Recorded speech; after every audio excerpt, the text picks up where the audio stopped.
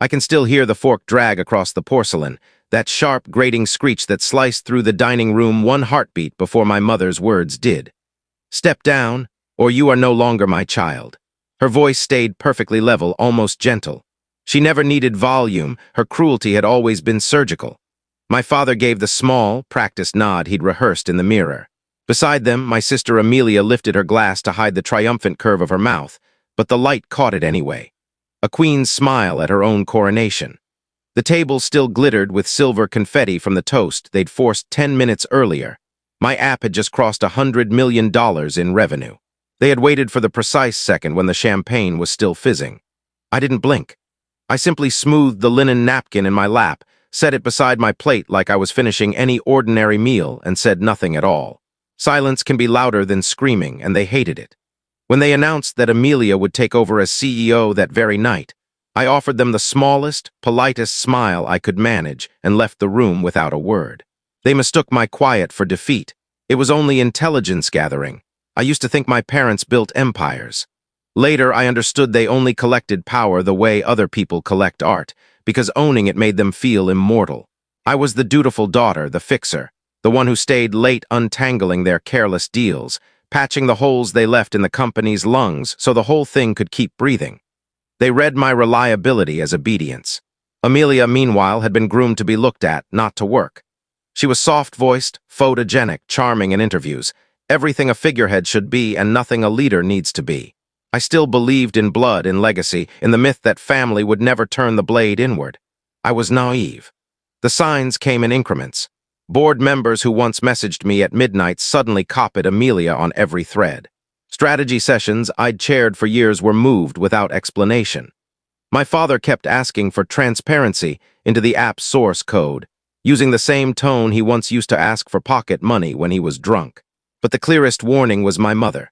One night after a 12-hour planning meeting, she hugged me, actually hugged me, her arms rigid, her perfume sharp with nerves.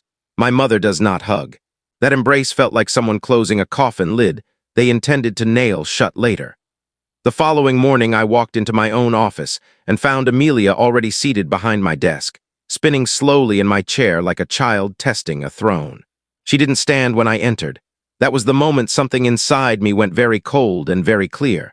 13 days before the dinner, I found the folder open on my father's laptop, perhaps carelessness, perhaps arrogance. The file name was Blunt, Contingency Succession V3. Inside were signed letters ready for the board, press releases timed to the minute, clauses that would fold my entire application into the family holding company as corporate intellectual property developed on company time. My life's work, quietly confiscated. I didn't scream, I didn't slam the laptop closed. I just read every page twice, memorized the signatures, and began moving pieces on a different board. They had taught me leverage before I could spell the word. They simply never imagined I'd been paying attention. Phase 1. Separate ownership without raising alarms. Years earlier, I had written the original licensing agreement myself. Buried inside the legalese was a clause that let the code reside under a shell entity I controlled. They had signed it without reading past the first page. They trusted my devotion. I quietly executed the transfer paperwork. The app was now legally mine alone. Phase 2. Build quiet landmines. I encrypted the critical services, moved the master keys to cold storage only I could access, and inserted an unobtrusive maintenance heartbeat that required my biometric approval every 6 months. If anyone removed me, the platform would continue running perfectly for exactly 180 days.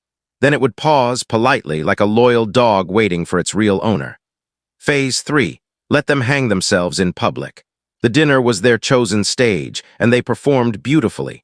6 months to the day after I walked out, the countdown hit day 179. My phone began vibrating nonstop. Day 180, it became a siege. Their gleaming new digital division, the one that was supposed to carry the family into the next decade, was bleeding millions an hour. No logins, no payments, no data flow.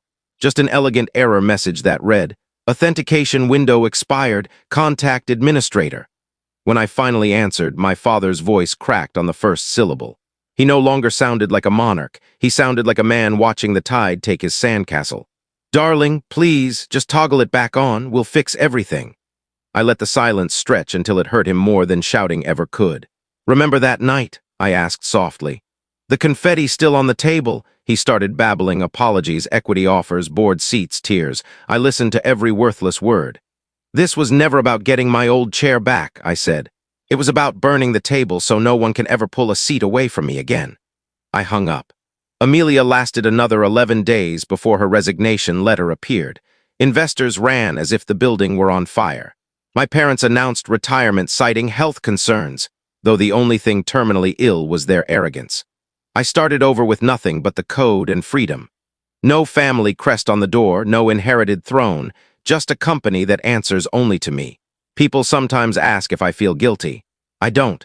Some wounds you forgive, some you cauterize, and some you repay with the same cold, perfect precision that created them in the first place.